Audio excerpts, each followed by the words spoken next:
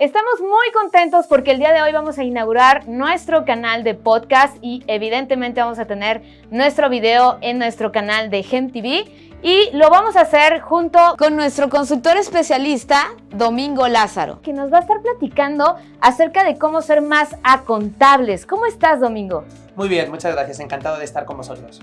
El tema es muy interesante porque de repente nos podemos perder entre la palabra productividad y acontabilidad. ¿Qué significan estos conceptos? El término acontable viene del inglés de la accountability y a lo que se refiere es a la rendición de cuentas, a asumir las responsabilidades de nuestro desempeño, a seguir objetivos y a cumplir con los resultados que se nos han dicho. Pero todo ello con comunicación, con productividad y con proactividad. ¿Y de qué manera nosotros podemos medir esta productividad? Pues hoy en día la productividad lo vemos como un qué y como un cómo. Todo esto empezó en los años 80 con Stephen Covey, cuando él habla de que la productividad se trata de ser eficaces y de ser eficientes. La eficacia tiene que ver con el qué y la eficiencia con el cómo. Y nos dice que si somos eficaces y somos eficientes, nos convertiremos en personas efectivas. Desde este punto de vista, la productividad tiene que ver con hacer las cosas que se requieren hacer y hacerlas de la mejor manera posible. No solamente hago lo que se me pide, sino lo que lo hago de la mejor manera posible, es decir, utilizando los recursos necesarios para poder alcanzar esa meta. Hoy en día la productividad se basa en eso, se basa en la consecución de unos resultados a través de unos objetivos y de unas actividades concretas. Ok, objetivos y actividades concretas que son determinadas a través de... Normalmente el equipo de dirección, el consejo de administración, digamos que estamos hablando en general de la estrategia. Dentro de la estrategia lo que se fijan son una serie de pasos o elementos que son determinantes para el futuro de una compañía. El primer elemento son los objetivos.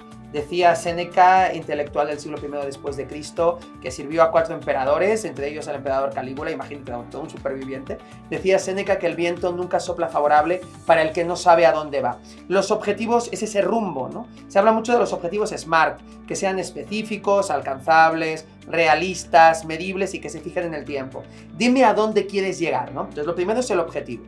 Pero el objetivo es un fin, no es un medio. De ahí salen las actividades concretas. Por ejemplo, hay empresas que dicen, mi objetivo es hacer una nueva página web. No, estás mal. Esa será una actividad, será un medio para alcanzar un objetivo. El objetivo es alcanzar un 10% de ventas en el canal en línea. Okay, ese es el objetivo. El medio, la actividad o la táctica, que algunos le llaman, es el desarrollo de una página web.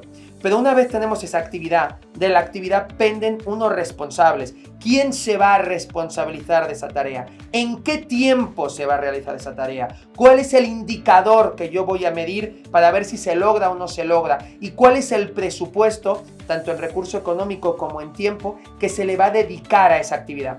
Estos 4 elementos, lo que estábamos platicando de los responsables, los tiempos, los presupuestos y los indicadores, tienen que ver directamente con una persona acontable y que rinde cuentas. Tiene que rendir cuentas del desarrollo de esos 4 elementos, del que él es uno de los responsables, para poder lograr esa actividad que a su vez permita conseguir el objetivo. De lo que estamos hablando es una estrategia de acontabilidad, pero muy productiva, muy enfocada a dar resultados. Mencionas varios recursos y varios elementos dentro de esta estrategia contable. ¿Es necesario tener todos estos elementos presentes? Cuando hablamos de una estrategia, sí deberíamos de tener todos estos elementos. Ahora, hay que entender que cuando hablamos de elementos, esto es interpretable. ¿A qué me refiero? Por ejemplo, hablamos de los responsables. Los responsables pueden ser internos y externos, pueden ser varios departamentos, no solo una persona. Cuando hablamos de plazos, efectivamente hablamos de una fecha límite para el cumplimiento de la misma, pero hay actividades que son consecuenciales, ¿no? O secuenciales. Hay unas que están antes de otras, ¿no? Antes de yo poder vender un producto en línea, tengo que tener la plataforma en línea. Antes de tener la plataforma en línea, tengo que tener el dominio, el nombre de la página web. Entonces, al final del día, aunque todos estos elementos se puedan interpretar y se puedan concatenar de distintas maneras, sí son imprescindibles para disponer de una estrategia integral y de lo que hoy conocemos como una estrategia moderna. Hay también la posibilidad de hacer programas, de hacer planes, de hacer proyectos, donde en lugar de ver un año completo o de ver la compañía en general en su conjunto, podemos ver solamente una pequeña parte de la compañía o podemos ver un proyecto de una duración determinada. Lo podemos hacer mucho más amplio o lo podemos hacer más pequeño, pero lo deseable es que todos los elementos estén integrados. ¿Qué metodologías recomiendas para llevar a cabo estos planes? Bueno, hay distintas metodologías hoy en día en el mercado. Por ejemplo, hablamos mucho del plan estratégico. El plan estratégico es justo lo que acabamos de decir hace unos momentos, ¿no? Fija el rumbo, y cuando hablamos de un plan estratégico, lo deseable sería incluso en una pequeña y mediana empresa, no necesariamente una gran corporación, pensar a los próximos 3 años, sería lo mínimo deseable. Una compañía ambiciosa se puede plantear incluso los 5 años. Una gran corporación tendría que estar en los 7 o próximos 10 años, ¿no? La idea es construir el futuro, ¿no? Entonces, inicialmente es evidente la figura del plan estratégico como un elemento nuclear que me permita ganar el futuro, pero a partir de ahí hay muchas diversas metodologías. Están las metodologías ágiles, están las metodologías lean, más esbeltas. Hay diversas que vamos a ir usando dependiendo del giro de la compañía y del ciclo en el que se encuentre. Pero primero hay que tener una visión, ¿no? La visión de a dónde queremos llegar, que es una visión que va incluso, yo diría que antes del plan estratégico, ¿no? ¿Qué queremos lograr con nuestra compañía? Esa típica pregunta que nos suelen hacer las personas de recursos humanos. ¿Dónde te ves en 5 años? ¿Dónde te ves en 10 años? ¿No? Esa es la pregunta que tenemos que resolver como alta dirección y como propietarios de compañía. Para eso, obviamente, suelen haber unos órganos de gobierno, consejo consultivo, un consejo de administración, un comité de dirección, que nos ayudan a fijar el rumbo. Entonces, yo diría que junto con el plan estratégico o la estrategia general, sería muy deseable tener unos órganos de gobierno sólidos, donde tengamos pues un consejo de administración o consejo consultivo, donde podamos rebotar ideas a futuro, pero también tengamos un comité de dirección o comité operativo, comité comercial, dependiendo de las personas que queremos que lo integren, que nos ayuden en el día a día a fijar las metas de la operación. Bien, también hablas algo muy importante que es formar un equipo. Y de esta manera, ¿cómo podemos contagiar a nuestro equipo de esa misma visión? Hoy en día se está hablando mucho de una terminología, de un concepto que son los equipos de alto desempeño. Los equipos de alto desempeño conectan perfectamente con la idea de ser accountabilities, o de tener accountability, perdón, o ser contables, que es la idea de rendir cuentas, pero desde un enfoque claramente orientado a la productividad. Estos equipos de alto desempeño pues tienen algunas características que encajan perfectamente con todo lo que hemos venido diciendo. Un equipo de alto desempeño es aquel que está presidido por unos objetivos muy claros, que tienen también perfectamente identificados los pasos y los medios para lograrlo, con el objetivo de conseguir un resultado determinado.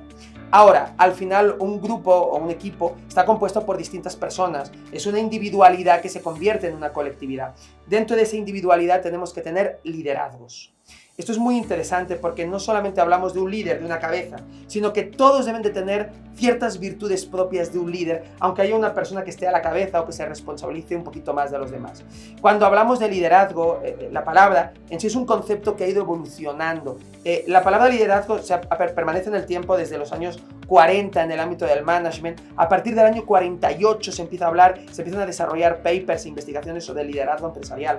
Pero lo que es propiamente el contenido sí ha vivido evoluciones e innovaciones. Hoy en día, cuando hablamos de liderazgo, hablamos evidentemente del comportamiento, de poner el ejemplo, hablamos de algo que no se mueve en el ámbito de los sentimientos, sino en el ámbito de los comportamientos, pero que está muy influido por dos ideas. En un primer lugar, la consistencia.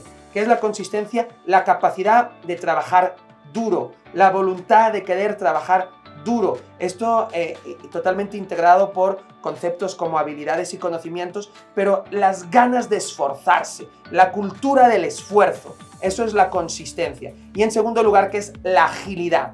Entendemos hoy en día el liderazgo como consistencia y agilidad, siendo la agilidad la capacidad de actualizarnos, de cambiar permanentemente. O sea, vivimos en un tiempo donde la única constante es que ya nada es constante, donde lo sólido se convirtió en líquido y donde lo único que no cambia es el cambio. Por eso no se trata de cambiar de un día para otro, pero sí de tener esa flexibilidad cognitiva, mental, esa flexibilidad laboral y profesional de saber que hoy estás ocupando una responsabilidad, mañana puedes estar ocupando otra y que lo tienes que hacer bien allá donde vayas.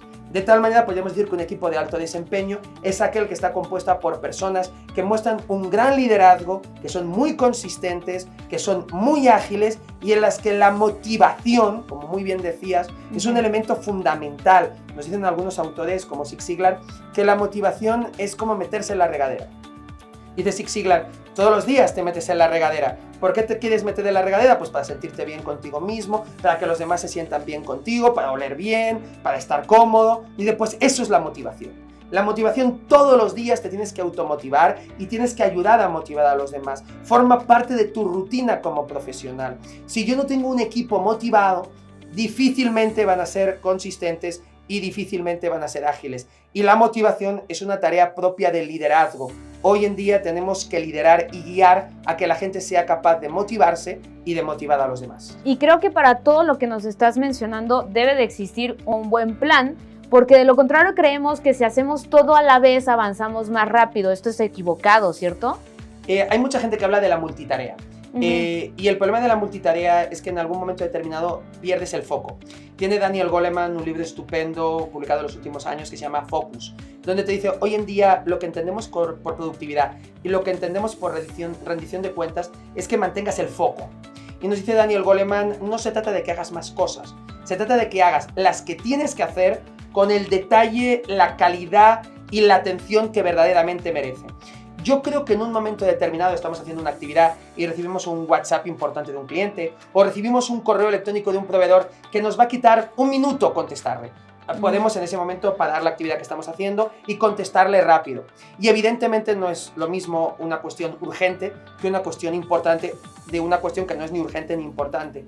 Pero cuando hagamos cuestiones que sean urgentes y que sean importantes, hay que dedicarles la atención que merecen. Y dedicarles la atención que merecen significa que no seamos en ese aspecto multitarea, sino que estemos totalmente enfocados a hacer las cosas de la mejor manera posible. Muy bien, Domingo, pues creo que es bastante interesante conocer más acerca de la productividad y estoy segura que no va a ser nuestro único episodio donde vamos a abordar este tema. Síganos en todas nuestras redes sociales. Domingo Lázaro, un placer estar aquí con nosotros. Muchas gracias. Y estén muy pendientes de nuestros siguientes episodios. Gracias.